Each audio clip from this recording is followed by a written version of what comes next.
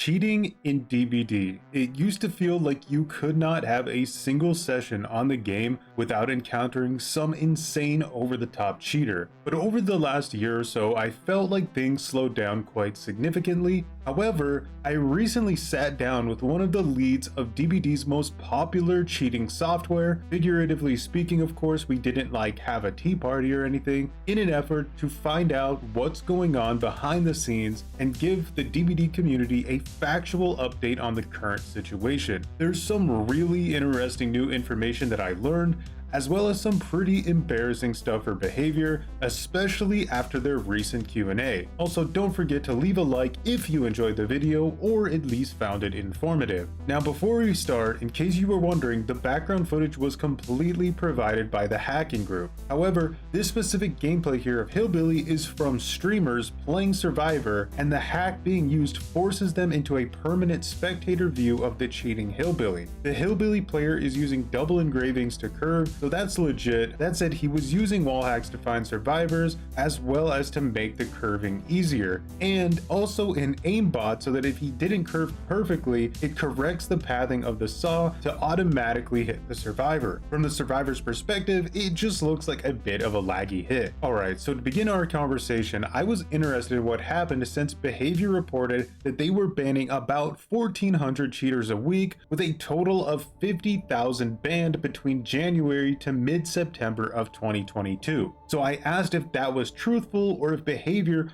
was misleading us in some way, because that is a very large amount of bans. His response was that cheating in the game remains prevalent, but Behavior has taken steps in the right direction in general. However, their statistics on bans seem more like a show of good numbers and karma points rather than a comprehensive solution. The reported bans often align with actions that would have led to automatic bans anyway, irrespective of user reports. In other words, if a cheater ruins the game for 7 days, every single match, and then gets banned, they only have to restart their PC, use a spoofer, and hop on to the next free account. What's the outcome? What did Behavior actually gain from this? Good karma. What did players gain from this? Nothing. So basically, Behavior has legitimately done some good updates to their anti-cheat, but the actual number of bans is a bit misleading, because even though they are banned, the cheaters don't really have any downtime and don't get banned very quickly, even when they're cheating egregiously. So Behavior can say, hey, we banned all these cheaters, but the number of cheaters in-game doesn't really fluctuate. Now, if you have been following DBD lately, you may have seen this clip from Otzdarva having a hack used against him to make it look like he was cheating. He had another similar event happen where there was a Meg in his lobby that appeared to be cheating, but it ended up being the Claudette in the lobby who was the actual cheater. So this is being done very deliberately. On their website, the cheat is advertised as, it's time to make other players look like they are cheating. So I asked, what can cheaters do to other legit players now to make them appear as cheating? He says various methods allow cheaters to affect others' gameplay, including remote healing, animation manipulation, and created simulated hostage scenarios. And I actually had this happen to me recently, where every time the killer picked me up, I was wiggling out insanely fast. The first time I thought it was a bug, but then I quickly realized I had a cheater on my team. Now, in case you are concerned, I did ask if there was any possibility that Behavior could falsely ban someone because of this. So he says, virtually, it's impossible to get banned for false reasons. However, it has happened in the past for sure. It just requires more than one game where someone takes over your body and controls you for a moment for laughs. Someone would need to put time and dedication for such a task. So yeah, in general, nobody should ever be afraid of such a thing.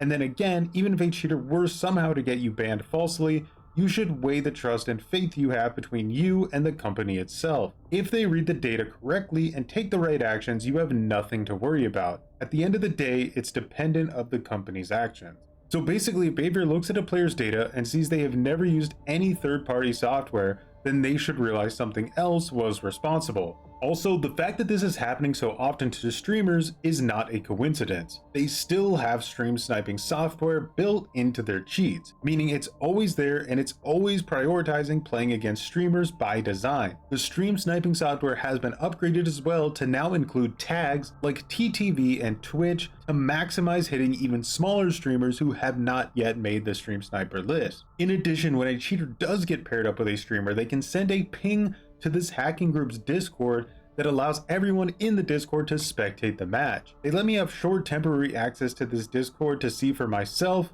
and they were hitting about 1 streamer per hour from what I could see. There wasn't anything toxic being said in the Discord or anything like that while I was there. It seemed pretty lighthearted, to be honest. Some streamers laughed and some got frustrated, but that's about the extent of it from what I saw with my short time in there. While we're on the topic of streamers, I did ask if there were still security flaws that allow bad actors to find the IP addresses of other players. He says that I hope it's patched. I don't have much insight into this subject. Using a VPN certainly would not hurt, like always with the internet. However, if the exploit would be working, it's highly unlikely that anyone wants to target an average Joe, so any general player probably would be safe even without a VPN. So unfortunately, no concrete information there at the moment. Is it still safer for content creators to use a VPN? Probably yeah. For everyone else, only if you are very concerned and don't want to take any chances getting DDoSed. There are definitely players that would take advantage of it and DDoS you over your playstyle or any random number of things, so it's always something to consider. Up until recently, at least to me, it did feel like there were less players cheating than before. So I asked if the amount of cheaters has changed since we last spoke. And according to him, the numbers seem relatively consistent from his perspective. There are fluctuations with events or new releases that cause spikes. However, it's challenging to speak for all sellers,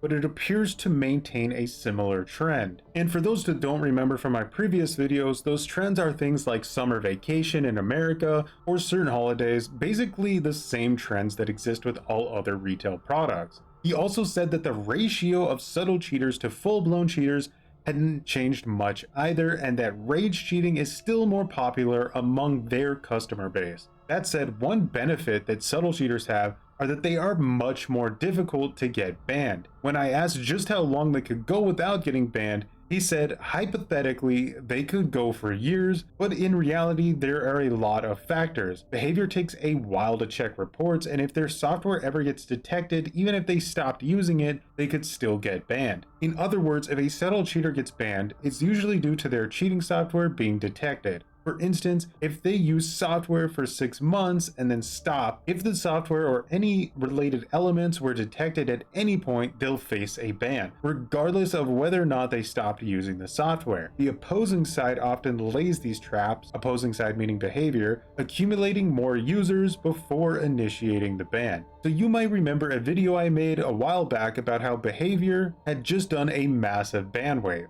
This is one of the occasions he's referring to here, where behavior will update their anti-cheat on the back end but won't immediately ban anyone. Instead, they'll leave it going as a trap, collecting more and more of those pesky subtle cheaters, and then when it does go live, all of those cheaters will be banned next time they get on the game, regardless of software updates. Behavior will often lay these traps before big events when they know a lot of subtle cheaters will not be able to help themselves and get on the game. Now, if you were around back during the cheating epidemic on DBD, you might recall some really over-the-top cheats, like where cheaters were able to hook themselves anywhere at any time. This allowed them to block doorways and make it impossible to hook other survivors. But it seemed like this cheat disappeared, and I can also see that it is no longer available on their website. So I asked why, and he says the force hook feature, a long-standing one, finally got patched out after an extended run. It's part of an ongoing chess game between developers and cheaters. This particular feature should have been patched years ago, so it was only a matter of time in this regard. Fortunately, it's not like we lost something, as you can still take hostages without any problems. These type of minor feature patches are more like a PR patch for behavior, to keep investors happy. Also, while many of the other features have been patched previously, our team almost always finds a way to revive them using various different sophisticated methods. Now, I always found this to be one of the more annoying cheats to deal with personally. It could sometimes be very loud, so PR move or not, at least it's gone for now. I would consider this a W for behavior. What I would not consider a W for behavior is their recent Q&A, where when asked if we'll ever have the ability to see the builds of our teammates, they replied with something along the lines of, "It'll be added in the coming years," which is a bit of a jaw-dropping response, especially when you consider that this is a built-in feature of the cheating software. Cheaters can literally see not only every aspect of their teammates' builds, including perks, items, add-ons, and offerings, but they can even see what platform they're playing on specifically. So it's a bit weird that this feature is years off, considering the information is clearly already there and only UI changes are needed for it to be visible. I think there's a more interesting and broader discussion about whether or not this feature should be added, but that's a topic for another day. Another thing you might remember from the cheating epidemic is how cheaters made quite literally thousands of free accounts on the Epic Game Store to play DBD during its free week when it launched on the platform. For a long time, this is where most cheaters existed. Now, although these accounts are still around and it's still a difficult platform to get reported on, there's a new king in town for making free DBD accounts: Xbox Game Pass for PC. The hacker group even has a full guide on how to make free accounts using Xbox Game Pass for PC on their website. To that point, I asked if there's any significant difference on how long it takes to get banned depending on what PC platform is being used. According to him, there's no real difference, meaning that cheaters are most likely still going to be on Epic Game Store or Xbox Game Pass for PC. There are of course still Steam cheaters, but it's way more easy to report Steam cheaters and also to validate the legitimacy of a profile. Now moving on, I've showed this in the past, but I was really curious as to how much this cheating software costs because it can be a bit confusing to look at and a lot of numbers get thrown around when people talk about it. But here are the definitive prices as they stand now. 7 days costs €17 or $18.71. 1 month costs €36 or about $40, and 3 months cost €80 or $88. And as of recently, they no longer charge for their hardware ID spoofer, meaning that cheaters don't have to worry about hardware bans and only getting another account to play DBD on, which they can also do for free by abusing the Microsoft Game Pass for PC method or buying a cheap account online elsewhere. As a result, this is a bit of a perfect storm for cheating, so we expect to see an even larger amount of cheating in the coming months to DBD.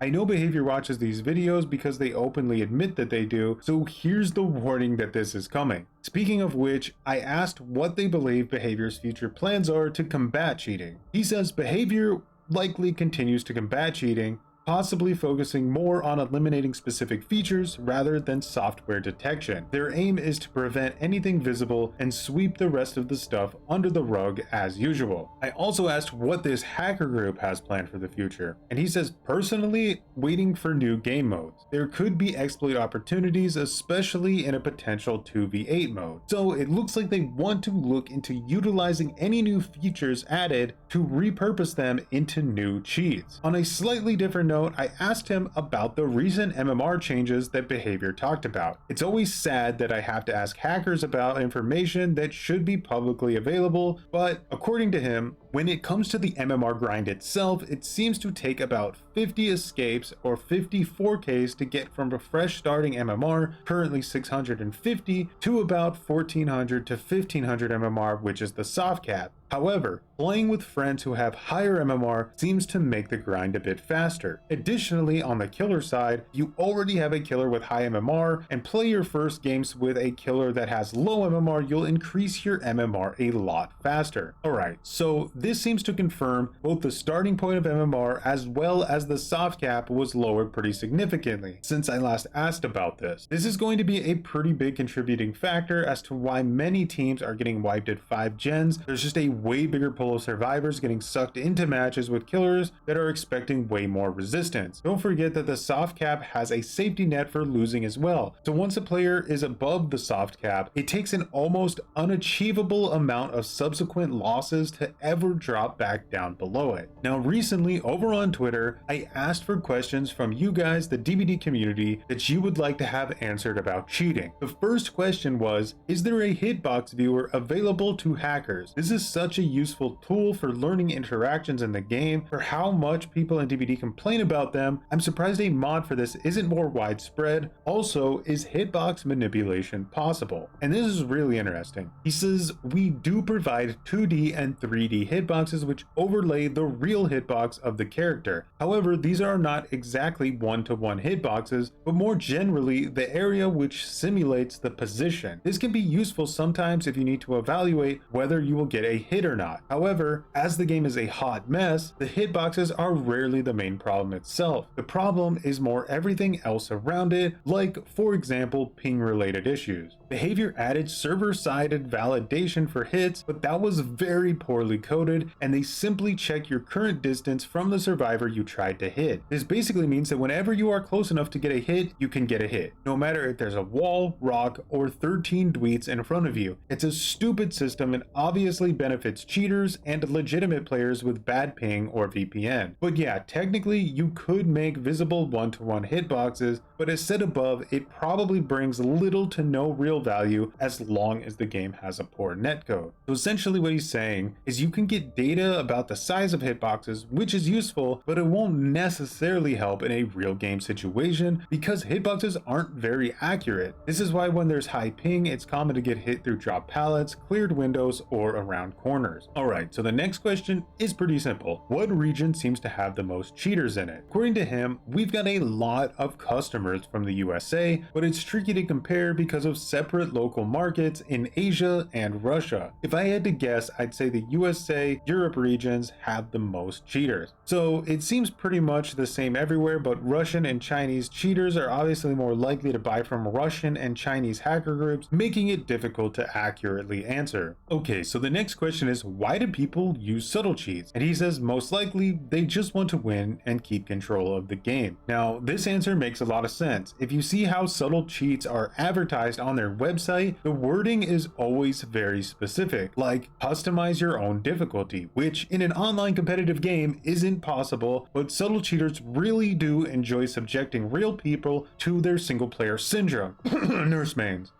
Sorry. The last question was, how can it be that a hack caused by changing the file cannot be detected by easy anti-cheat? That is, with the unlock all tools or cosmetics. EAC should be able to see that everything was activated at once and then should be able to communicate that to behavior. And he says those type of hacks modify the game request and the response of your owned content store. In this regard, they do not touch the game files themselves. There may obviously be various different methods for unlocking, but for example, behavior could easily patch one method by patching the game's internal memory tool and turning a specific developer setting to true. A bit simplified, but you get the point. So basically, EAC is bypassed, and that's why these players don't get insta-banned. Alright, so there we have a good update on the current cheating situation going into 2024. I hope you got the information you're looking for. If not, there's a good chance I already got an answer in one of my previous cheating videos. I'll have a link to that playlist at the end of this video if you're interested. Also, if you want an additional video